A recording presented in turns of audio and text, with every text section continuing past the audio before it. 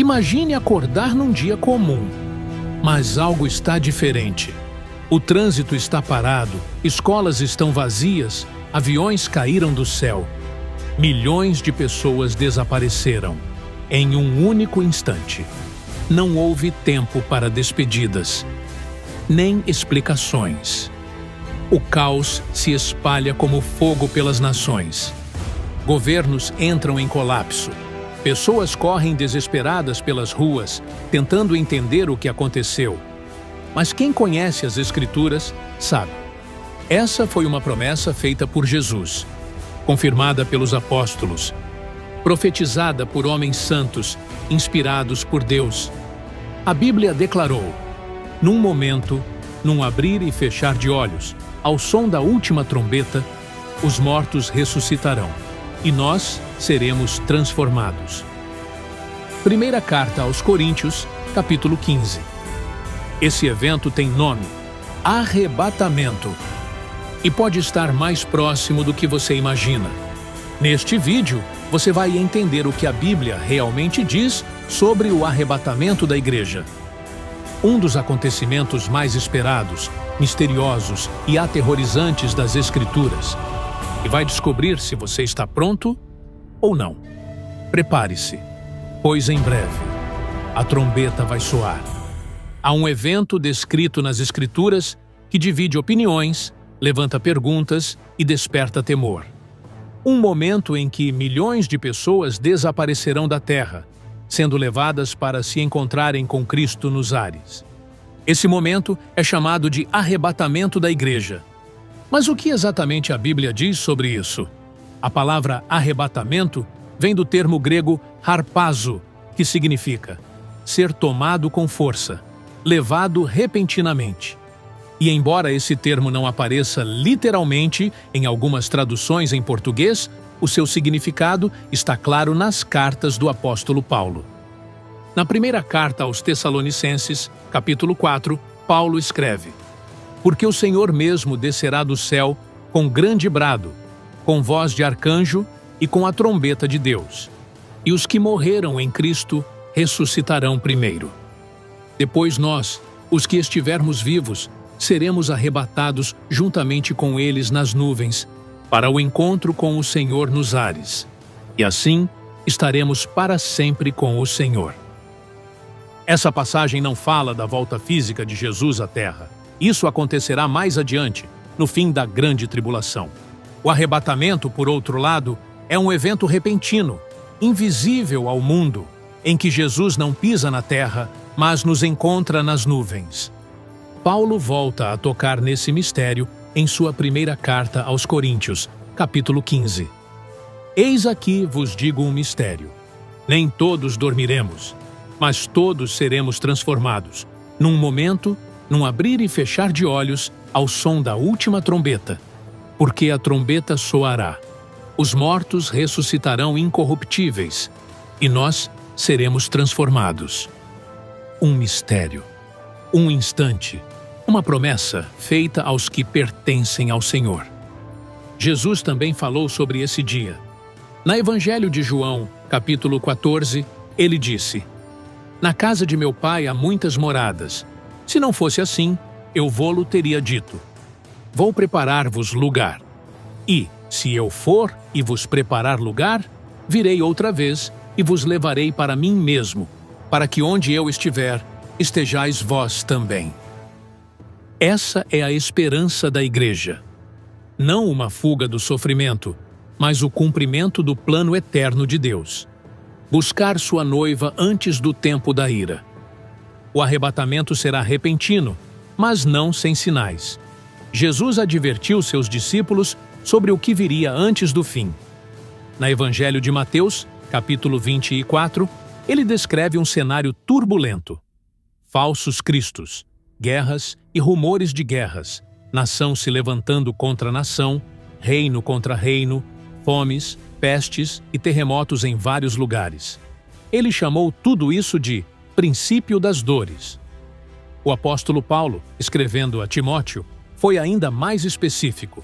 Na segunda carta a Timóteo, capítulo 3, ele declara que, nos últimos dias, sobreviriam tempos difíceis, pois os homens seriam amantes de si mesmos, gananciosos, presunçosos, blasfemos, desobedientes aos pais, ingratos, profanos, sem afeição natural, implacáveis, caluniadores, incontinentes, cruéis, inimigos do bem, traidores, obstinados, orgulhosos, mais amigos dos prazeres do que amigos de Deus, tendo aparência de piedade, mas negando a eficácia dela.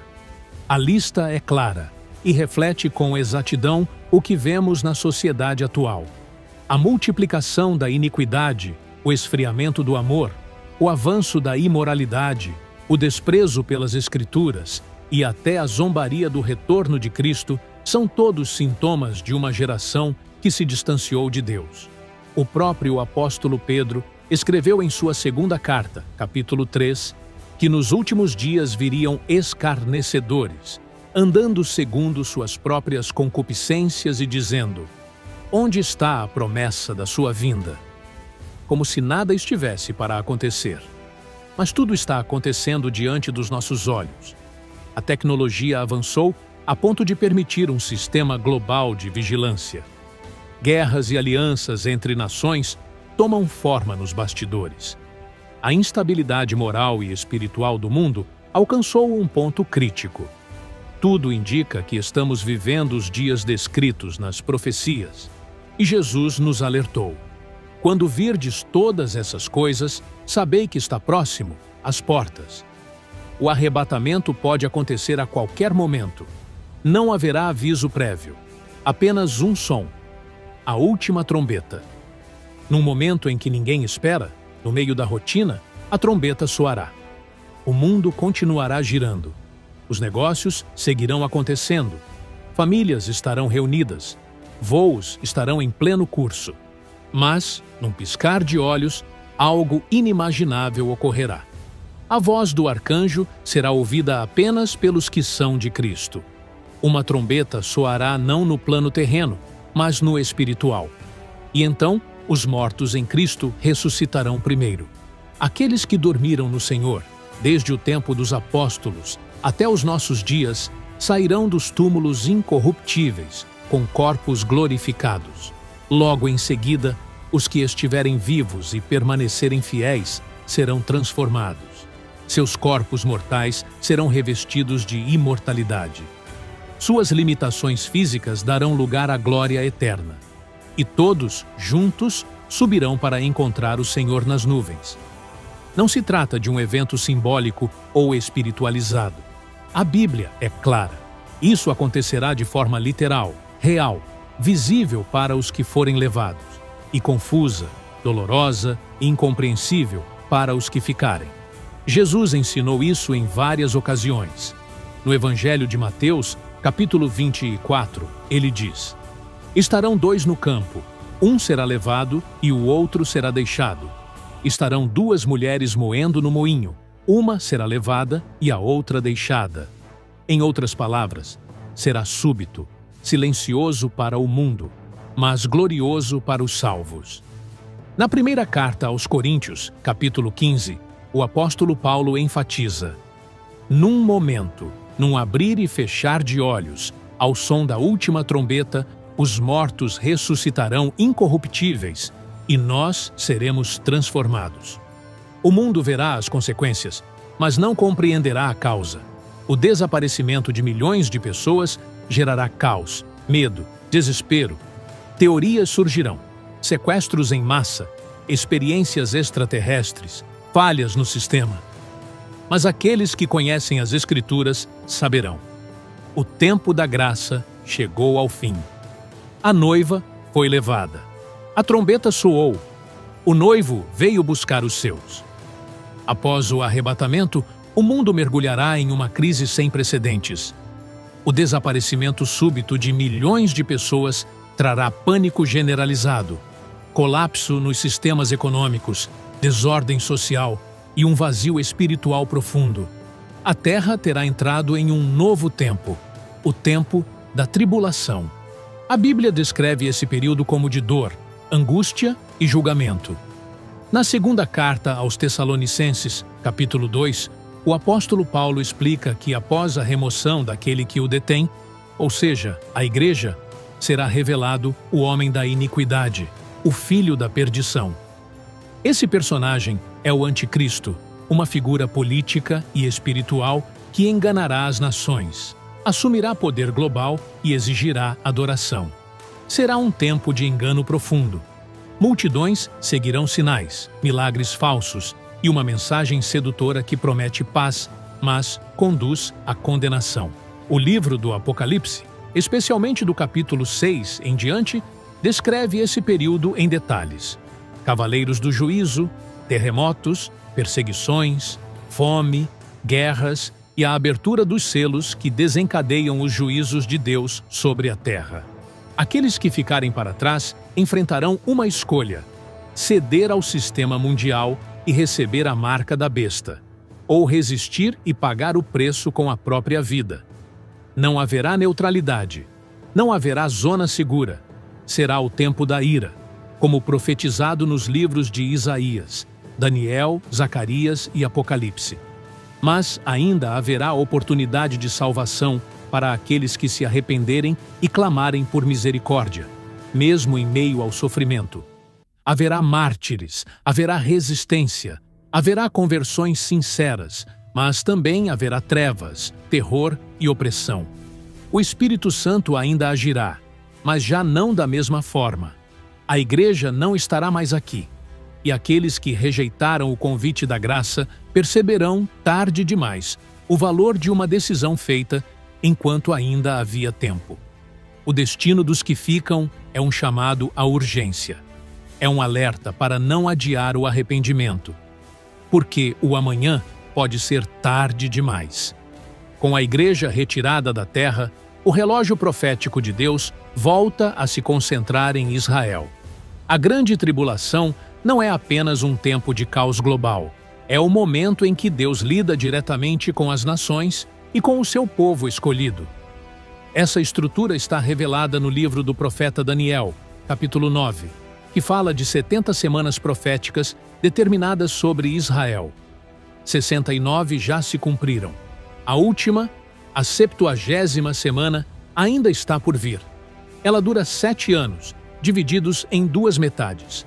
Durante esse tempo, o palco mundial será tomado por um governo que buscará unificar tudo: religião, política e economia. No início, haverá promessas de paz, estabilidade e alianças internacionais, inclusive com Israel.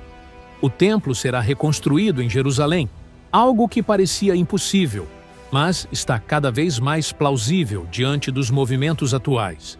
No entanto, a paz será apenas uma fachada.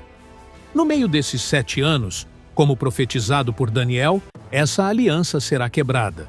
O templo será profanado. E começa a fase mais sombria da história: a ira de Deus sendo derramada sobre um mundo que rejeitou a verdade. O livro do Apocalipse, capítulos 6 a 19, descreve os juízos que cairão sucessivamente, os selos sendo rompidos, as trombetas soando, as taças da ira sendo derramadas. Esses eventos não são simbólicos, são juízos literais que afetarão o clima, os mares, os rios, os animais, os homens, o céu e a terra. Estrelas caem, o sol escurece, o ar se torna irrespirável. O sofrimento atinge todos os que não se renderam a Cristo. Mas, em meio à justiça divina, haverá também graça. Deus levantará 2 testemunhas em Jerusalém, como descrito em Apocalipse, capítulo 11.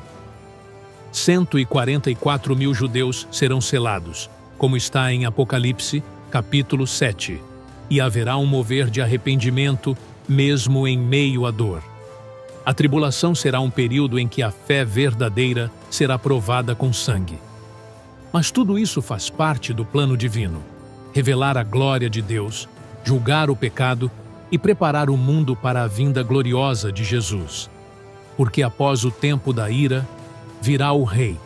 Se o arrebatamento pode acontecer a qualquer momento, a pergunta mais importante é: como estar pronto? A Bíblia não deixa dúvidas de que nem todos os que dizem Senhor, Senhor subirão. Jesus contou uma parábola sobre isso, registrada no Evangelho de Mateus, capítulo 25, a parábola das 10 virgens. 10 mulheres esperavam pelo noivo, mas apenas 5 estavam com as lâmpadas acesas e azeite de reserva. Quando o noivo chegou, as prudentes estavam preparadas e entraram com ele para as bodas. As outras ficaram do lado de fora, batendo a porta, mas já era tarde demais. O ensinamento é claro: a preparação não pode ser deixada para depois. A vigilância precisa ser constante. Ter aparência de religiosidade não basta. Estar na igreja não é garantia de estar em Cristo. Preparar-se é viver em santidade, é andar em comunhão com o Espírito Santo, é não se conformar com o mundo, mas buscar a vontade de Deus todos os dias. É ter o coração desprendido desta terra, desejando ardentemente a vinda do Senhor. O apóstolo Pedro, em sua segunda carta, capítulo 3, pergunta: visto que todas essas coisas hão de se desfazer, que pessoas convém ser em santo trato e piedade, aguardando e apressando a vinda do dia de Deus? E o apóstolo João, em sua primeira carta, capítulo 3, diz que todo aquele que tem essa esperança purifica-se a si mesmo, assim como ele é puro. A preparação para o arrebatamento não é feita por medo, mas por amor. Não é uma lista de regras religiosas, mas uma vida de relacionamento com Cristo. É andar com as vestes limpas, os olhos no céu e os pés firmes na verdade. É viver cada dia como se fosse o último, não com desespero, mas com fé. Porque o noivo está vindo buscar a noiva, que o espera de coração inteiro. E a noiva se prepara. O arrebatamento não é apenas uma doutrina, é um alerta, um clamor, um convite à urgência espiritual. Jesus virá, não como um bebê em Belém, nem como um carpinteiro em Nazaré, mas como Rei dos Reis, vindo buscar sua noiva. E quando a trombeta soar, não haverá mais tempo para arrependimento, nem para desculpas, nem para planos adiados. Por isso, agora é o tempo aceitável. Hoje é o dia da salvação.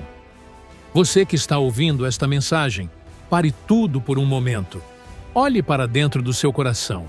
Pergunte a si mesmo: se o arrebatamento acontecesse agora, eu estaria pronto? Se há dúvidas, se há frieza, se há pecado não confessado, não adie. Jesus está às portas. O céu está prestes a se abrir. O tempo da graça está chegando ao fim. Mas a porta ainda está aberta. O sangue ainda está disponível. A misericórdia ainda chama pelo seu nome. Se você deseja se reconciliar com Deus, se deseja entregar sua vida verdadeiramente a Cristo, ore comigo agora. Senhor Jesus, eu reconheço que preciso de Ti. Perdoa os meus pecados. Lava-me com o Teu sangue. Transforma meu coração. Enche-me com o Teu Espírito. Eu creio que Tu morreste e ressuscitaste por mim. E eu entrego a minha vida em Tuas mãos. Escreve meu nome no livro da vida. Que eu esteja preparado para Te encontrar. Amém. Se você orou com sinceridade, creia. Algo começou agora. Não pare aqui. Busque a presença de Deus. Leia as Escrituras. Viva como quem aguarda o noivo. Porque em breve, num momento inesperado, a trombeta vai soar. E os que estiverem prontos, subirão. Que você esteja entre eles.